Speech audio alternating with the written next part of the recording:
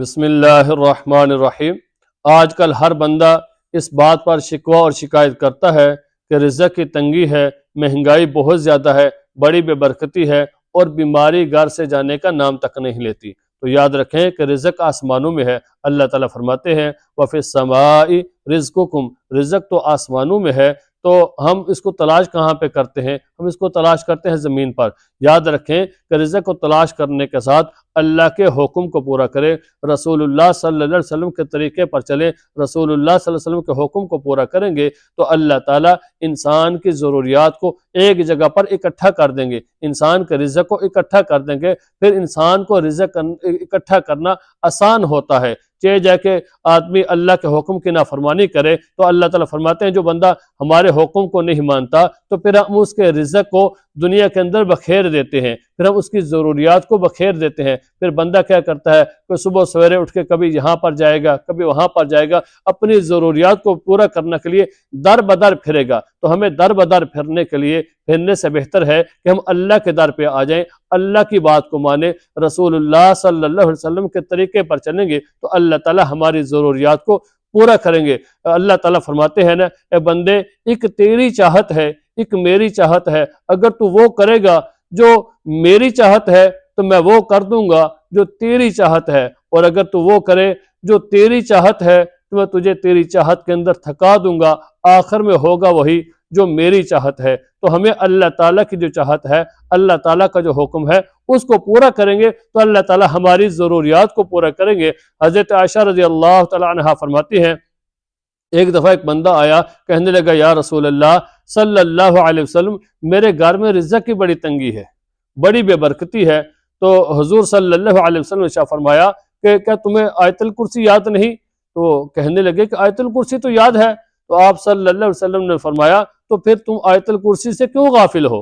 آیت الکرسی پڑھا کرو، اس آیت الکرسی پڑھنے سے اللہ تعالیٰ تمہارے رزق میں برکت نازل فرمائیں گے۔ تو یاد رکھیں کہ آیت الکرسی جب گھر میں پڑھی جاتی ہے تو گھر کی حفاظت ہوتی ہے اور اللہ تعالیٰ اس کی برکت سے رزق میں بھی برکت نازل کرتے ہیں۔ تو ہمیں یہ عمل یہ بھی ضرور کرنا چاہیے کہ آیت الکرسی ضرور پڑھنی چاہیے۔ اور دوسری چیز، ایک دن ایک آدمی آیا، کہنے لگا یا رسول اللہ صلی اللہ علیہ وسلم، مجھے پڑھنے کے لیے کچھ کلمات بتا دیں۔ تو رسول اللہ صلی اللہ علیہ وسلم نے فرمایا کہ تم یہ کلمات پڑھ لیا کرو، سبحان اللہ والحمد للہ ولا الہ الا اللہ واللہ اکبر۔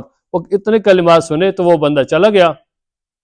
تھوڑی دیر گزری تو پھر واپس آیا، آ کر کہنے لگا یا رسول اللہ صلی اللہ علیہ وسلم، جو کلمات آپ نے مجھے بتائے ہیں یہ کلمات تو سارے کے سارے اللہ تعالیٰ کی ذات کے لیے ہیں، اللہ تعالیٰ کے لیے ہے، اللہ تعالیٰ کی تعریف ہے، اللہ تعالیٰ کی بڑائی ہے، تو میرے لیے ان کلمات کے اندر کیا ہے؟ تو حضور صلی اللہ علیہ وسلم نے فرمایا اچھا تم یہ کلمات بھی ساتھ پڑھ لیا کرو کہ اللہم اغفر لی، اللہم ارحمنی، اللہم ارزقنی۔ جب بندہ یہ عمل کرتا ہے، ان کلمات کو پڑھتا ہے، تو اللہ تعالیٰ اپنے رزق کے دروازے کھول دیتے ہیں، اللہ تعالیٰ اپنی رحمت کے دروازے کھول دیتے ہیں۔ تو جو عمل میں آپ کو بتانے والا ہوں یہ سورہ قریش کا، یہ تہجد کے وقت میں پڑھنا ہے۔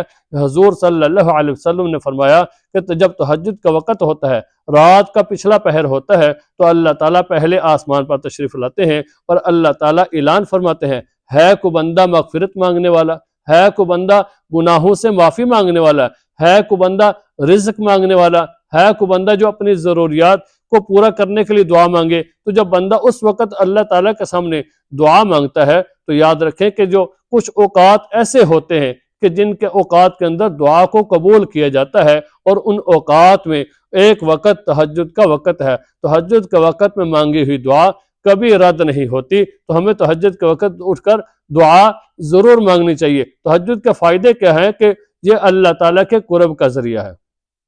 تہجد کی نماز اللہ تعالیٰ کے قرب کا ذریعہ ہے۔ جب بندہ اللہ تعالیٰ کے قریب ہو جاتا ہے تو پھر اللہ تعالیٰ اپنے قریب بندے کی ہر دعا کو قبول کرتے ہیں، اس کی ہر ضرورت کو پورا کرتے ہیں۔ اور دوسرا فائدہ یہ ہے کہ یہ نیک لوگوں کا طریقہ ہے۔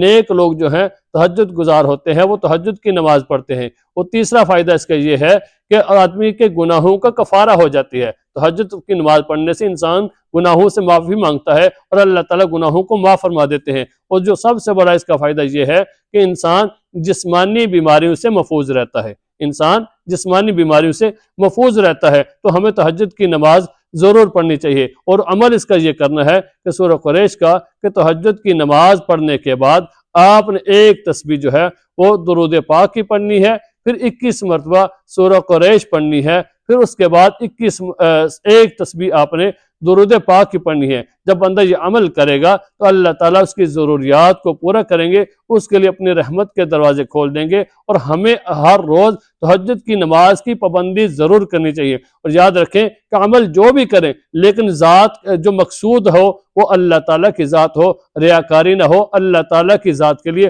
اللہ تعالیٰ کی رضا حاصل کرنے کے لیے تہجد کی نماز پڑھیں، اور اللہ تعالیٰ کے سامنے اپنی ضروریات کو رکھیں تو اللہ تعالیٰ ہماری ضروریات کو پورا کریں گے۔ اللہ تعالیٰ سے دعا ہے کہ اللہ تعالیٰ ہمیں ان باتوں پر عمل کرنے کی توفیق عطا فرمائے۔